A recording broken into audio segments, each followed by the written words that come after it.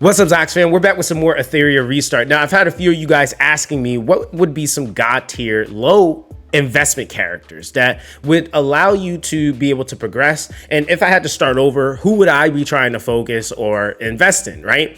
Now, of course, with that's a pretty loaded question because there's a lot of different things that you have to kind of consider in this game, but I feel like there are some very standout choices, right? And we're going to be starting off with our R's and SR's in this video, okay? So starting out, I want to start off with a character that every single player will have, and what I noticed that a lot of players did, they threw this character to the side, and this character I felt like always just kind of had value. It's just, of course, the linear progression that people were experiencing and not really looking at the full scope necessarily. So that's going to be Kachi, right? I feel like Kachi is definitely a character that gives you so much value, and his value even skyrockets, especially at the point now where you're starting to kind of do everything, right? You have like the shell farming dungeons, you have the Ethernet rally, you have the Anasync echoes, and like all these different wave clearing contents where a character like this actually is really good. And even in some of the earlier sections of things like Terra Matan, Kachi the Guard is still really good there. Now, what he's bringing to the table is the chance to push back turn meter by 35% and a 35% chance to stun.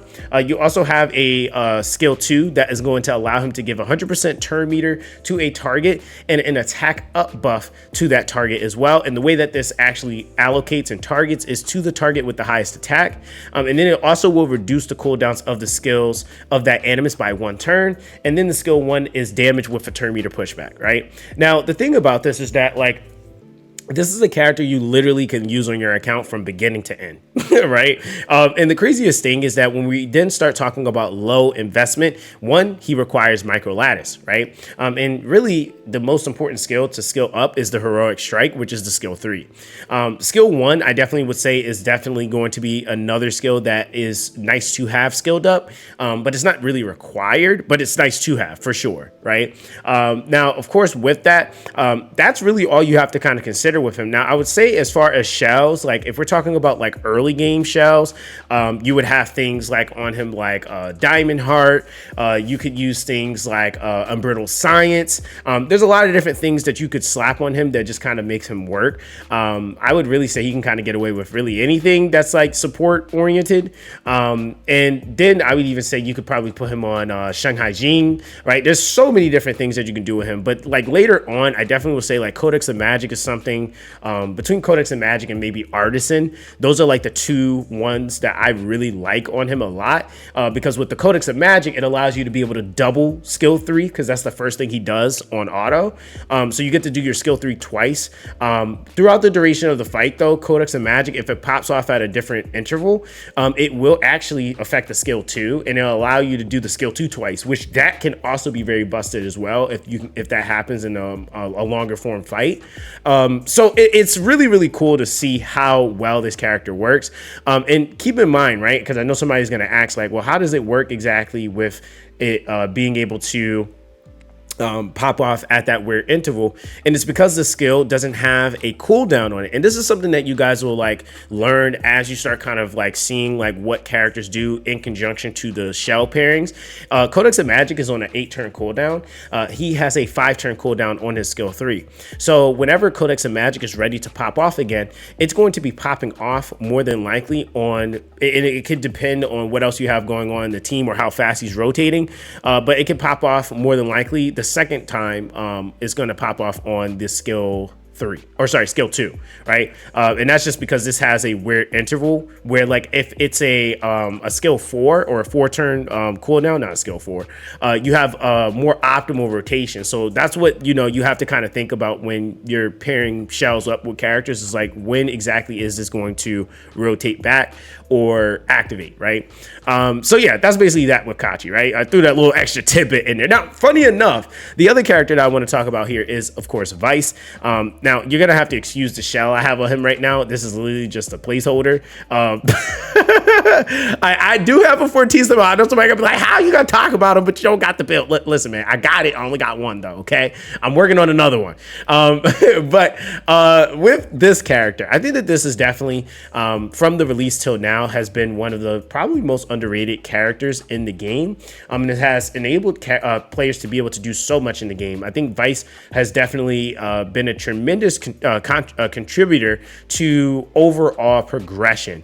Now, this is a character that's going to be able to, and I would definitely say, can definitely help you in some of the earlier stages, but I definitely will say like the value really skyrockets when you're able to get your hands on Fortissimo. But basically with the entire gimmick, this character is just going to make it to where you're basically able to sustain and purify like a madman, right? And then of course you do have the extra additive of the attack break with the turn meter pushback, which is still really, really good. At a 65% chance, it's pretty good, right? Especially once you start talking about having a good amount of effect accuracy.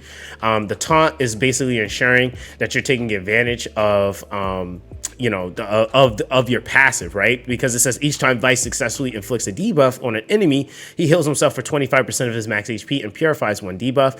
With full HP, he heals the ally with the lowest HP percentage.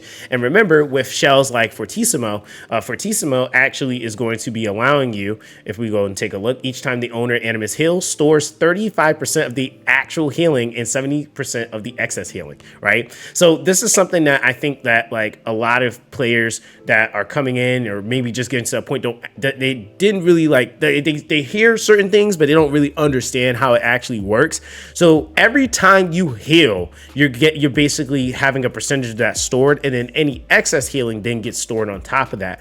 So you can have a ridiculous amount of healing basically happening all at once with a character like this.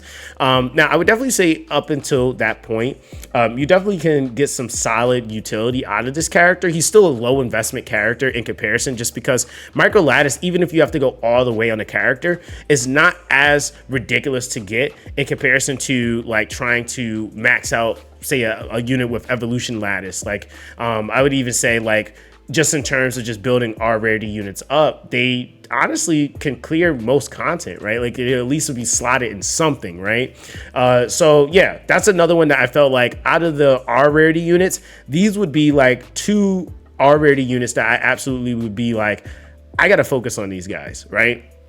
So that's my spiel there. Now, I will say, before we shift out of the R rarity units, I do want to give a couple of honorable mentions. Obviously, number 41 for turn meter push, and also for some of the challenge stuff where I forgot what boss it is, but you need wound.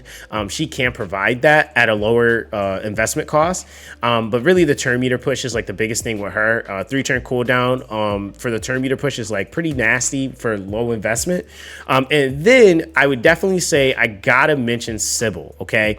I gotta shout out Barcode for like definitely showcasing her, because it's kind of hard to build everything, but he made it, he made the extra, the intent to actually push his account with R and SR units, and he's actually doing like a crazy build, if I'm not mistaken. I think with like Revelation on her, which again, you can't do that to a little bit later, but it's actually making her hit really hard. And then the other thing is too, is that she then also has the ability to basically do damage with her skill 2 as the enemy is losing HP. It increases her damage, so she's actually really solid at the lower tier, low investment DPS utility. And the thing is that, again, these are characters that just get kind of thrown to the side, and you kind of like feel like, like they don't do anything. But these are actually characters that do have some longevity and utility if you are lacking certain things too, right? So just want to kind of give those honorable mentions. But like I said, I still feel like Kachi and Vice are probably my top 2 from the R's, right? So let's jump into the SRs, okay? So the SRs is a little interesting because I feel like there are certain ones that for sure just like stick out. And really honestly, like if we're talking about pure low investment, we got to start off with Valyrian. I feel like Valyrian, the only thing that is actually required for this character, and she's probably, I would argue probably one of the lowest investment characters in the game, because even gear wise, she doesn't need anything really. Like, she just needs to survive.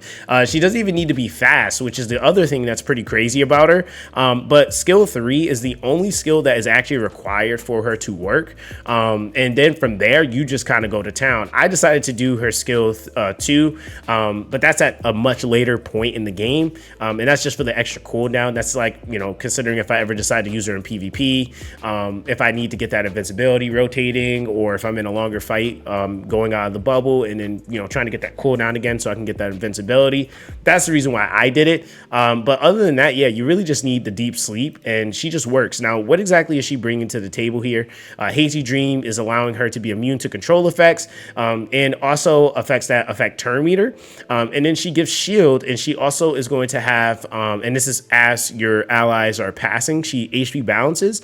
And then she also gives a basic buff effect, where it does follow in this order, where if you don't have the attack, it gives the attack. If you don't have defense, it gives defense, crit rate, and then speed, etc., etc., right? And then the biggest thing to her gimmick is that she has a death prevention. So that's the thing that I think that like really makes her stick out in comparison to a lot of other characters, is that she can actually death prevent, right? And so this makes her invaluable in like literally almost everything. Like, she can be used in pretty much everything, and even more so, I would say, in like the initial beginning with like things like Terra Matan, where you're getting nuked to death. She's one of the like first characters that allow you to really be able to deal with that seamlessly. So yeah, Valyrian is extremely good at a low investment cost. Next, I would say, if we're going into low investment cost units, because no, those guys are not low investment costs, I would definitely say, characters like, for example, if you have him, he's really, really good. It's going to be Obol. Right? So Obol, I would say, is like really, really solid, low investment cost character. The thing that he does extremely well, though, is that, of course, like for Dot, like you see like at the end game spectrum, like Dot is really, really good. But what Dot's bringing to, or what his skill 3 is bringing to the table, is not just Dot, but also CC. And there's a lot of things that you'll come up against, like especially like now with people dealing with like Shadow Flame Hoyan. This is a unit that is able to kind of deal with that, like, and kind of do two things, dealing with the ads on the side and also then applying Dot to the boss, which is, you know, HP percent damage. So that's something that actually ends up being like super, super, super, super powerful. And even in a lot of wave clearing content, like we have this new event up right now, that's like literally all wave clear stuff, right? Like if you fight an enemy, it's like wave clear, or you're dealing with ads on the side, or the ads might be stunnable, or you might be able to add Dot to the boss, like depending on which Lindell you're going up against. Obol has been quite useful there. And the only thing that's really required for him is the skill 3. I feel like the skill 1 is definitely nice to have, because that just gives you more of an opportunity to reinforce or apply Dot with the skill 1 when he's on cooldown. But other than that, I would even say, like, in the content, like at this point with the Dreamscape, the skill 2 is actually really, really nuts there, because you might come up against some really, really stacked teams, and his gimmick is to be able to also be able to buff convert. So I realized that he actually works extremely well in there, and not just him, but also Kachi, regular red Kachi I just showed you guys. He works extremely well in the new content Dreamscape. So I was just like, okay, like just kind of seeing like their value. Like their value is starting to skyrocket and is just starting to become more vast. So like I said, if I had to like kind of look at where the game is at now, and then I had to start over, there's certain characters I absolutely would try to aim for and just kind of have on deck, ready to go, or ready to invest in. And he definitely would be one of them. Another one is going to be Viper. I feel like Viper, a little bit more of an investment cost, because he will minimum need 8 lattice. But I feel like it's kind of hard not to mention him because he just does so much. And obviously, I think if you're talking about Evolution Lattice, it's still a lower investment cost than Perfect Lattice, right? But I will say, for a character like this, like there's really honestly no regrets in investing in a character like Viper. Attack and speed down are probably two of the best debuffs to have combined or put together for most things in this game, especially the bosses, right? Because one, you don't want to be hit as hard. Two, you don't want them going as much. So having that as your combination, and then also on top of that, being able to dispel with the skill 3 is actually really, really insane. And because he can do 2 buffs, that's actually really, really good. A lot of other characters might only do 1, but he does 2 when he has this skilled up. And then his passive is a damage mitigation ability, right? But it also is building up a stack that allows him to be able to reinforce his skill 1 or use the skill 1. And then also being able to utilize his skill 3 so that he can actually like basically strip again, right? So he's probably the most consistent non-LD stripper, and somebody's gonna say that in the comment section, in the game, right? So I think that his value is extremely high in that regard. So that's why I feel like personally, if I had to build some characters from early game, he's definitely one that helps out tremendously because he's lowering the impact that the enemy has in the fight. And even the fact that he's able to reduce damage taken from crit hits by 30%, that is absolutely insane the further that you get into the game, right? So definitely a huge, huge character. Now, another one that I definitely will say I feel like is extremely important is going to be Kachi the Guard. I've talked about Kachi the Guard in a lot of other videos, but I feel like, again, we got to talk about him here. Definitely a unit that everybody's going to want to invest in. And I would even say to make your account more safer, like if you don't get certain things, and I would say like even, not even just so much just units, but if you don't have crazy speeds, I mean, even if you do, he's going to be a unit that can work into most average comps. He's just extremely good. Immunity, defense up is a crazy combination. It's making you tankier, making you not receive debuffs. And then he can also extend all buffs duration. Effect accuracy plays a big part in this. I think he needs 187 specifically, 187%, so that he can actually hit that critical success more consistently. Then the skill 2 actually does some work too. It's like a pretty massive pushback. Now the thing is that obviously in content where it mitigates, it's like, you know, it's still decent. It's not like the best, but it's also not terrible either. And then also it comes with a speed down. And then the skill 1, he has a unique debuff, which, excuse me, is reducing your crit rate by 30%. Now, the thing about this is that, like, again, when you have him, like, in some scenarios where I'll have him paired up with, like, Viper, like, that's a crazy combo, right? Because you have the crit rate down that can come from his skill 1, and then Viper also reduces the damage you receive from crits by 30%. So, like, there's so much that kind of goes into that, and so it's like, it just mitigates so much damage. And then on top of that, the pushback, so helping you with making sure that enemies aren't getting turns, making sure that you're taking less damage, that your buffs are lasting longer so that you can rotate into the next turns quicker to be able to reapply. The immunity lasts really, really long as well. So he's just a really, really good character. And a lot of the things, and with a lot of the things that you're coming up against as you start to push into later forms of content, it ends up being like such a broken character for that. Now, of course, for DPS. Now, I would say, unfortunately, for damage dealers, there's no damage dealer that I have found in the SRs that's not DOT, that's low investment.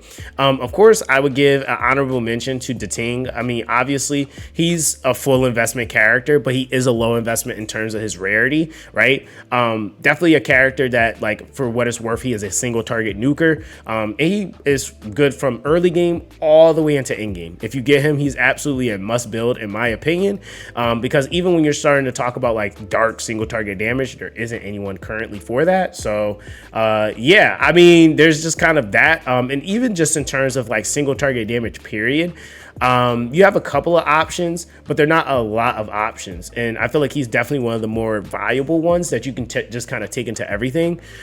So there is kind of that. Another low investment character here that I definitely feel like is extremely valuable is Dorothy the Wisher. Dorothy the Wisher, I will say, like, when we're talking about like evolution lattice investment, definitely investment into that skill 3 can be helpful because it reduces the cooldown and also like giving you extra benefits to when her crit proc procs her like bonuses and stuff like that.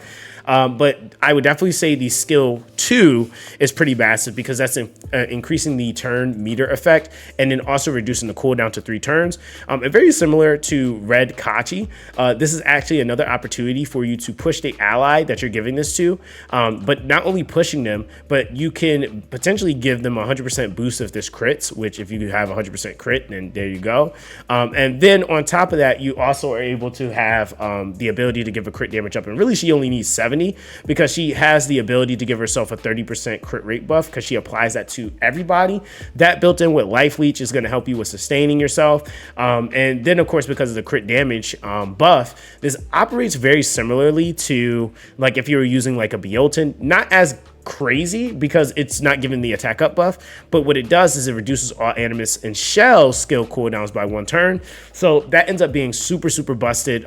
Granted, paired up with like Kachi, they can like literally like give your DPS instant turns, but they're both kind of triggering 2 different forms of skill cooldown. One is a just Animus skill cooldown, the other one is an Animus skill cooldown paired up with a Shell skill cooldown, which can be super massive. So you just got to be mindful of like what shells you're using, because like for example, you know, when you're kind of considering like, you know, for the DPS, like usually it's like a White Fang or something like that, but like for her, she operates really well, really on anything that's going to give her more movement. So you can put her on a Gigabyte, you can put her on an Artisan, Codex of Magic. I mean, there's really no need for you to use the skill 3 twice unless you're trying to purify. I mean, that's really it. But other than that, you want to be able to go right into that skill 2 for that push, right? So that's just kind of that. But I definitely will say like this is another character that I'm just like, and that's the thing I will say, and just in full transparency, it's going to take you time, right? Like you're not going to be able to do all these characters at once,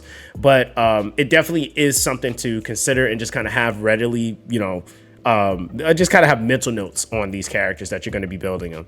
Now, I definitely will say another character that's actually been like, and it just kind of all depends on where you're at in the game, but like much later, in comparison to the earlier formats of the game or form of the game, I would say actually, no, I actually digress on that. Actually, I feel like Yang is pretty good early into late. Low investment, you only need the skill 3 on him. What he actually does is he's doing a attack up. He does an attack up and crit rate up buff for your entire party. And then he also has the chance to hit 6 times. 3 of the hits are going to be pushing all allies turn meter by 10%. And then the very last 3 is from his dog, Ado, which is going to have a 45% chance to dispel 1 buff every time it hits for those 3 hits, right?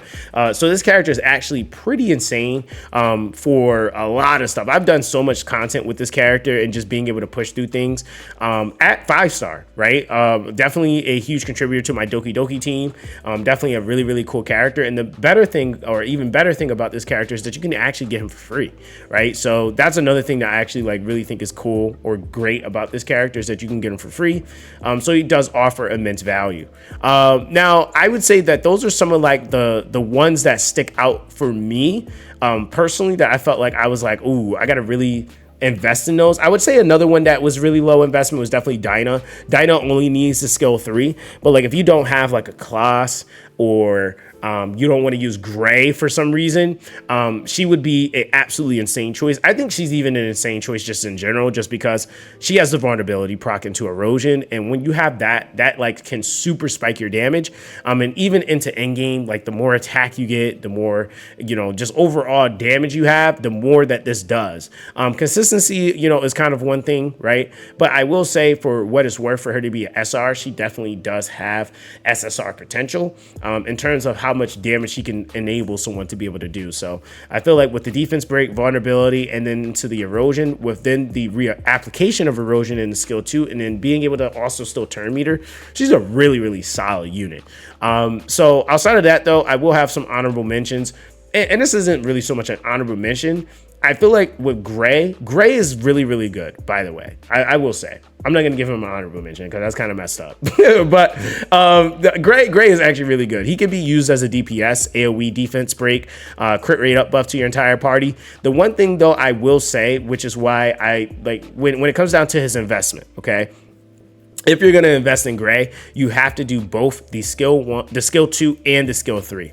If not, it's going to make his skills out of sync. So that's something that you want to make sure that you're keeping in mind. Still pretty low investment, obviously, comparatively to a SSR, but you have to do both of these skills. Like, it is a must. Now, for me, I'm not personally using him just because I have other stuff. But to be real with you, if I was doing like much slower comps and stuff like that, like gray is like super busted. But yeah, that's basically some of the ones that stick out the most to me. If you guys have any other units that you feel like are super impactful just generally, let us know in the comment section down below. All right. So in the next video, we're going to be getting into some SSRs, because I feel like the SSRs are definitely a whole nother playground. And that's probably even more important when you're talking about low investment God tier units that are going to help you with your overall progression. So yeah, guys, that's basically going to be that with this one. Everybody stay blessed, and I'll catch you guys in the next one.